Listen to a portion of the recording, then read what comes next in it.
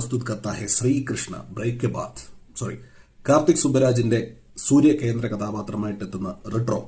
ഞാൻ ഇതിന് തൊട്ടു മുമ്പ് ഇങ്ങനെ പറയാൻ കാരണം, നമുക്ക് ശ്രീകൃഷ്ണ ഭഗവാന്റെ കഥ പലർക്കും അറിയാം. അതായത് കംസന് ഒരു അശരീരി വിഴുങ്ങുന്നു, ദേവകിയുടെ പുത്രനാൽ കംസൻ വധിക്കപ്പെടും എന്നുള്ള ഒരു അശരീരി. അതിനാൽ ദേവകിക്ക് ജനിക്കുന്ന ഓരോ കുഞ്ഞുങ്ങളെയും കൊന്നൊടുക്കുന്നു. അതിലെ 8ാമത്തെ പുത്രനെ ശ്രീകൃഷ്ണനെ രക്ഷിച്ച് വസുദേവർ ഗോകുലത്തിലെത്തിക്കുന്നു, അങ്ങ് നന്ദന്റെയും യശോദയുടെയും പക്കൽ.